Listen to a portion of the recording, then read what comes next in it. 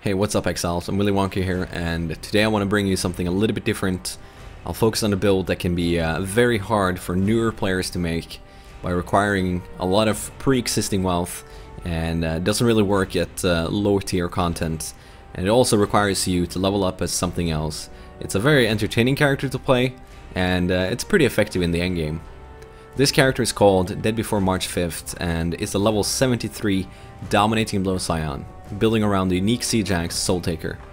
The reason for using Soul Taker is the mana cost of Dominating Blow, which can end up costing you up to 1500 mana per second, or even more. So using Soul Taker with unique affix, insufficient mana doesn't prevent your melee attacks.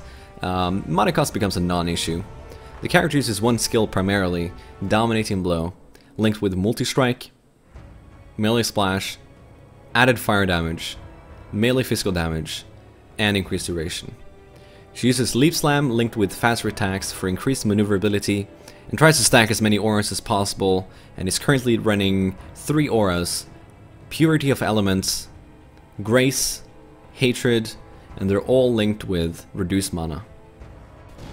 Dominating Blow allows your character to attack an enemy, and if it's killed shortly after being hit, that enemy is revived as your own minion until the skill duration ends. In our case, we have it linked with Melee Splash and Multi-Strike, allowing us to hit multiple enemies rapidly, assuring that we get the last hit. Or at the very least, tag it with Dominating Blow before it dies.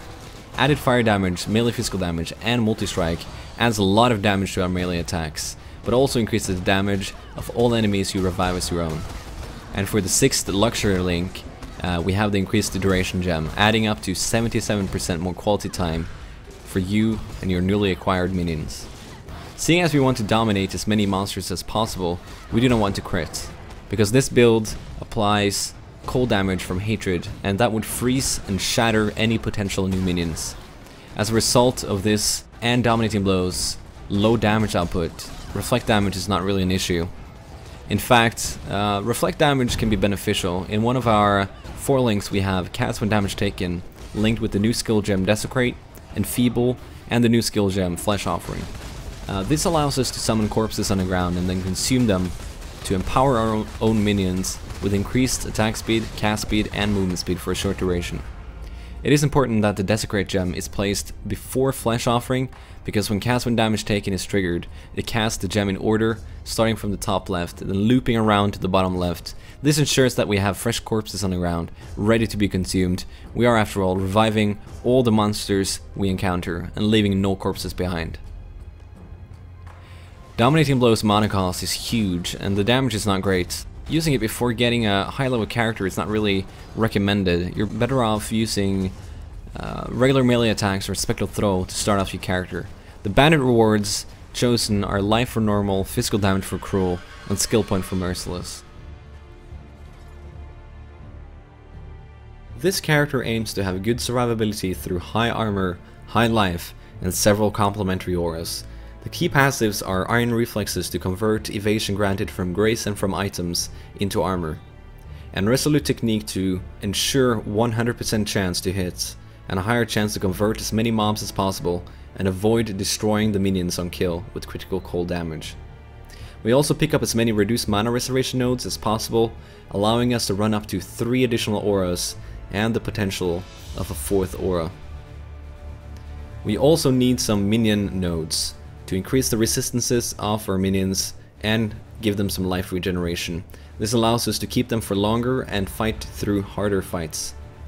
It can be tempting to pick up more minion nodes, but you might find yourself having to deal most of the damage yourself, so try and invest most of your passives into your own damage, or else you might find yourself standing there forever. Also, remember to pick up the 3 additional skill duration nodes underneath the Scion for up to 45% increased duration on your minions. Some potential improvements for this character or this build would be adding an additional aura or maybe some specters in the mix.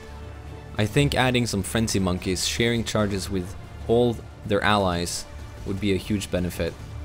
It's not something I've tried yet, but I do recommend it, and maybe with this kind of a setup you would choose the frenzy charge and merciless instead. It might also be smart to get some more block chance. The gear she's wearing right now does not have much damage, so there are gear improvements to be had as well. While waiting for the 4-month ladders to start, I've had a lot of fun with this build. and it's always cool to see your army grow and eventually steamroll. Some of my favorite mobs to dominate are gap closers like leapers, chargers, and flicker mobs. Once you get enough of them, it becomes impossible to even get close enough to the enemies and hit them before they're dead. So in the right scenario, it can be a really powerful build. Initially, this was a character I decided on testing out in preparation for the new 4-month ladders. And I've decided not to play it because clearing speed and the consistency is not how I would like it. Sometimes it can be hard to get the ball rolling, while other times it's incredibly effective. So I'll most likely resurrect my old elemental hit build in honor of Willywonka and the glory days. I hope you guys liked the video. Make sure to subscribe, and I'll be live on Twitch TV every day at 7 o'clock GMT+1, so make sure to tune in and say hi. Thanks for watching.